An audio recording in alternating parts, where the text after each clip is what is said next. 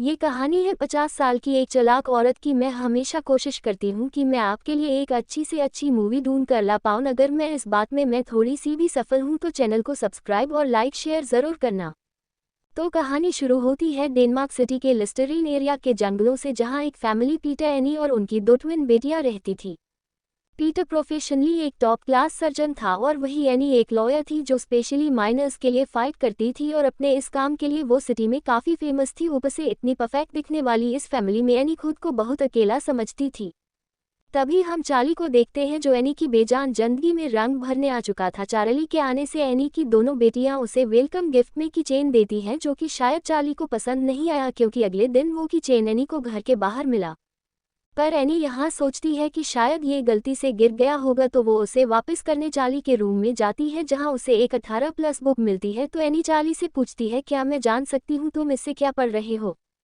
तो इसमें चार्ली एकदम डर जाता है, पर एनी वहाँ पर मुस्कुराते हुए उसे वो बुक वापस दे देती है। कुछ दिनों बाद एनी जब अपने ऑफिस से घर लौटी तो उसने नोटिस किया कि घर पर चोरी हो गई है, जिनमें वो कीचेन भी शामिल था। पर अगले ही दिन लॉन्ड्री करते हुए एनी को वो कीचेन चार्ली की पेन से मिलता है, जो इसका मतलब था वो चोरी चार्ली ने की है।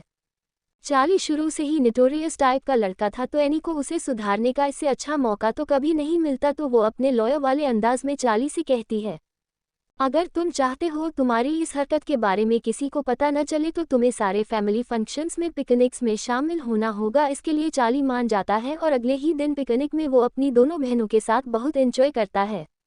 एनी ये सब देखकर बहुत खुश थी क्योंकि अब उनके बीच की दूरियां खत्म हो जाएंगी। उसी शाम चार्ली अपनी गर्लफ्रेंड को एना से मिलवाता है और फिर दोनों पर मस्ती करने चले जाते हैं। लेकिन एना नीचे अपनी बेचैनी में अपनी जवानी को याद करती है। अगले दिन ये चारों एक लेक में जाते हैं जहां पर ये तीनों तो नहा रहे थे, पर वही अन्ना एक साइड बैठकर बुक पढ़ रही थी, जिसे बुलाने के लिए चार्ली आता है। आज तक लेक में ना जाने वाली औरत चार्ली के बोलते ही लेक में चली जाती है, जिससे वो चार्ली की बिंदास जिंदगी को जीना चाहती हो। वो चार्ली के साथ एक यंग लड़की की तरह एंजॉय करती है, जिससे इन दोनों के बीच की दूरियां कम होने लगी थी। अब ये ज़्यादातर समय साथ में गुजारने लगे थे। एक दिन ऐसे ही चार्ली एनी को एक क्लब में लेकर जाता है जहां दोनों कुछ देर बात करते हैं कि तभी चार्ली को उसकी गर्लफ्रेंड का मैसेज आता है, जिस पर चार्ली वहां से जाने लगता है। पर एना उसे किस कर देती है। एना का ये बिहेवियर चार्ली के लिए थोड़ा सा वियर्ड था, पर वो इसे मदर लव समझकर वहां से चला जाता है। लेकिन मदर लव वाली लाइन तो एना कब की क्रॉस कर चुकी थी, क्योंकि घर में खेलने वाला एक मामूली सा गेम हाइडेंसी में चार्ली का टच भी एना को रोमांस से भरपूर लगता है, क्योंकि अब तो वो अपने रूम से निकलकर सीधा चार्ली के रूम में चली गई, जो देखकर चार्ली एकदम हैरान हो जाता है। पर एनी के तो दिल और दिमाग पर चार्ली छा चुका था और अब वो चार्ली को सेक्स करने के लिए मजबूर कर रही थी, जिसमें चार्ली अपने होश खो देता है और ना चाहते हुए भी एना के साथ वो कर लेता है। और यहीं से इनका एक रिश्ता शुरू हो जाता है, क्योंकि इन्हें जब भी वक्त मिलता है ये जंगल में, घर में कहीं भी शुरू हो जाते हैं। एक दिन ऐसे ही इंटीमेट होकर चार्ली टेप रिकॉर्डर में एना की बातें रिकॉर्ड कर रहा था, जिसमें वो एना से पूछता है, तुमने फर्स्ट टाइम कब और किसके साथ किया था? जिस पर एना कहती है, उसके साथ जिसके साथ नहीं करना चाहिए था, मतलब कि वह भी एक माइनर था। खैर चार्ली सारी बातें रिकॉर्ड करके उस टेप रिकॉर्डर को रख देता है। उसी शाम चार्ली के दोनों बहनों की बर्थडे पार्टी थी, जिसमें कई लोग शामिल हुए थे और इसी सेलिब्रेशन में एना और चार्ली रोमांस के कुछ पल गुजार रहे थे कि तभी उन्हें एना की बहन देख लेती है, जो एना से कहती है, तुम पागल हो क्या? वो तुम्हारा बेटा है। एना इन सब से बहुत डर गई थी कि जैसे उसकी बहन ने देख लिया, अगर किसी और ने देख लिया तो उसकी इज्जत की तो धज्जियां उड़ जाएंगी।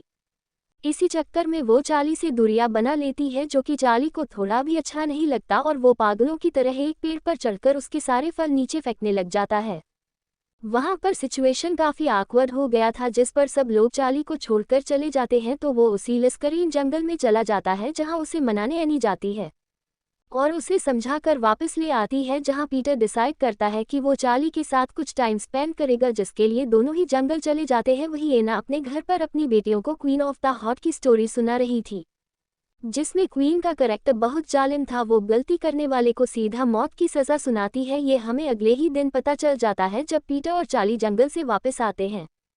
तो पीटर का बिहेवियर कुछ बदला बदला सा था, जो देखते ही एनी समझ गई थी कि चार्ली ने उसे सब कुछ बता दिया है, जिसपे वो पीटर को कंफर्ट करती है कि चार्ली ने तुम्हें जो भी बोला है वो सब झूठ है, और अगर तुम्हें मुझ पर भरोसा नहीं तो मैं अभी के अभी इस घर को छोड़कर चली जाती हूँ। जिस पर पीटर एकदम कंफ्यूज हो गया था कि वो किसकी साइड ले। इसमें एनी अपने लॉयर वाले अंदाज में हुक्म का इका फेंकती है, और वो पीटर से कहती है कुछ दिनों पहले जो चोरी हुई थी वो चार्ली ने की है। जो सुनते ही पीटर एनी पर भरोसा कर लेता है और चार्ली के एकदम खिलाफ हो जाता है, क्योंकि वो शुरू से ही एक नोटोरियस टाइप का लड़का था। जिस पर पीटर चार्ली को एनी से माफ़ी मांगने को कहता है, पर चार्ली ने कोई गलती नहीं की थी, इसलिए वो एनी के मुंह पर थूक कर वहाँ से चला जाता है। अब इतना सब होने के बाद पीटर डिसाइड करता है कि वो चार्ली को बोर्डिंग में डाल देगा और अगली ही सुबह से छोड़ने के लिए चला जाता है। और वहीं एनी ने भी सारे सबूतों को मिटा दिया था। लेकिन कुछ दिनों बाद चार्ली अपने बोर्डिंग से भागकर सीधा एनी के पास जाता है, तो एनी उसे कहती है तुम एक माइनर हो और तुम्हारी बातों पर कोई भी भरोसा नहीं करने वाला, और मैंने सारे सबूतों को भी मिटा दिया है। जिस पर निराश चार्ली शाम को अपने डैड पीटर के पास जाता है, पर एनी उसे वहां से भी भगा देती है। चार्ली चारों ओर से एकदम अकेला पड़ गया था, तो वो फिर से उसी जंगल में चला जाता है जहां ठंड और भूख के चलते चार्ली की मौत हो गई थी। पर अब पीटर को समझ आ गया था कि एना ने उसे अपने मतलब के लिए इस्तेमाल किया है। वो चाह के भी एना को छोड़ नहीं पाया, क्योंकि एक बार फिर से उसकी फैमिली उससे दूर हो जाती। आज वो लोग ऑस्ट्रेलिया चार्ली की मॉम के पास जा रहे थे, जहां दोनों बहनें और पीटर चार्ली को खोने के गम में खोए हुए थे। वहीं एना के चेहरे पर कोई दुख नहीं था। और मूवी यहीं पर एंड हो जाता है। आपको ये कहानी कैसी लगी कमेंट करके जरूर बताना। Thank you for watching.